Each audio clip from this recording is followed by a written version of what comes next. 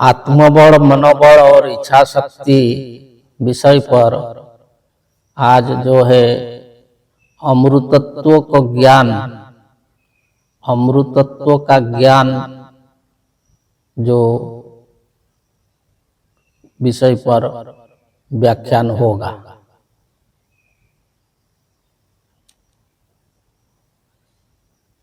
मनुष्य अमृत का संतान है। ये सब जो है महात्मा लोग कहते हैं कि मनुष्य जो है अमृत का संतान है,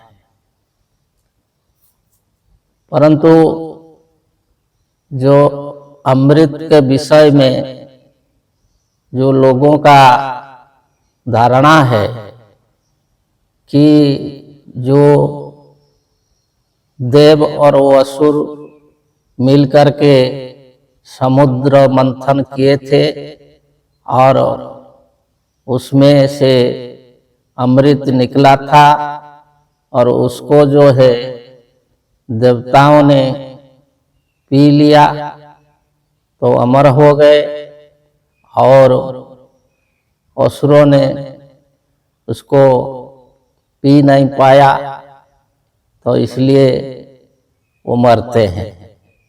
तो इसे जो अमृत को एक खाने का या पीने का चीज बोला गया है, परंतु वास्तव में जो है अमृत है।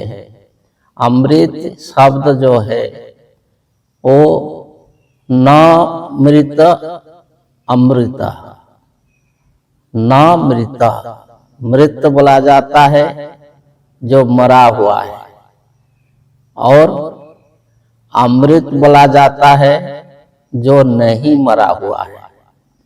तो मानव को कहते हैं अमृत का संतान। इसका मतलब है कि जो अमृत है, जो मरा हुआ नहीं है, उन्होंने ही जो संतान को जन्म दे सकता है, संतान पैदा कर सकता है। जो मृत है, जो मरा हुआ है, वो कभी भी कहीं भी देखा नहीं गया, सुना नहीं गया कि मृत जो है वो संतान पैदा किया है। तो अमृत इसलिए बोला गया है कि जो जिसका मृत नहीं होता है, जो कभी भी मरता नहीं, तो इसे कैसे न जो आत्मज्ञान को, अपना स्वरूप को, सच्चिदानंद स्वरूप को प्राप्त कर लिया है और अपना जो आत्मबल, मनोबल और इच्छा शक्ति को बस कर लिया है, तो वो अपना इच्छा से जितना भी दिन चाहेगा वो रह सकता है। अपना इच्छा से चलेगा, अपना इच्छा से बैठेगा। जैसे पहले हम बताए थे कि संसार में जो दो तत्व है, एक जड़ है, एक चेतन है। तो चेतन की ही इच्छा होती है और जो चेतन है वो अपना इच्छा से काम करता है, परंतु जो जड़ है वो अपना इच्छा से काम नहीं कर सकता। क्यों कि उसका कोई इच्छा ही नहीं है। और जो चेतन द्वारा उसको जैसे चलाया दिया गया है वो ऐसा ही चलता रहता है। तो जो चेतन है वो अपना इच्छा से चलता है, बोलता है। तो इसका अगर इच्छा शक्ति दृढ़ हो जाएगी और इच्छा शक्ति को वो प्राप्त कर लेगा, अपना बस में कर लेगा, तो वो कैसे होता है? जैसे आदमी अपना इच्छा से ही सब कुछ करता है, वो सत्य बोलता है, सच्चा काम करता है और जो है सबका भलाई करता है, ऐसे अच्छा काम। और ऐसे अपने इच्छा से ही शराब पीता है, अपने इच्छा से ही जुआ खेलता है, अपने इच्छा से ही जो है जो किसी को मारता है, किसी को गाली देता है, ऐसे कुकर्म भी करता है।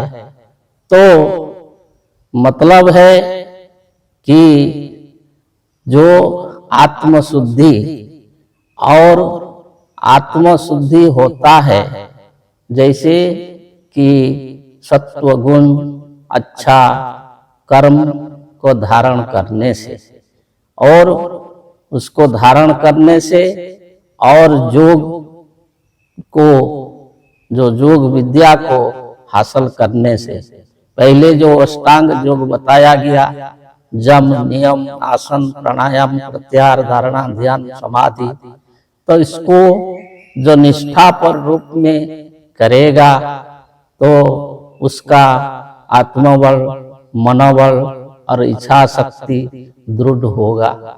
तो जितना दृढ़ होगा वो अपना इच्छा से सब कुछ कर पाएगा और जितना दिन चाहेगा संसार में रहेगा। पहले भी ऐसे बहुत सारे जो है मुनि लोग, ऋषि लोग, जैसे कि श्री रामचंद्र जी के गुरु जो वशिष्ठ है, वो उनका तो पूर्वज से भी गुरु ही थे, जो रघु, दिलीप इत्यादि उनका बहुत पूर्वज राजा है, उन सब का ही गुरु वशिष्ठ ही थे।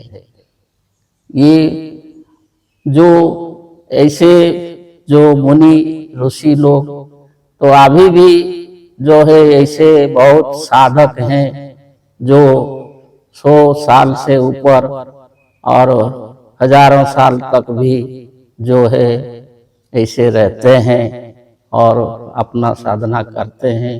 कहा जाता है हिमालय में तो ऐसे बहुत सारे साधक हैं जो कौन कितना साल से रहा है किसी को मालूम नहीं।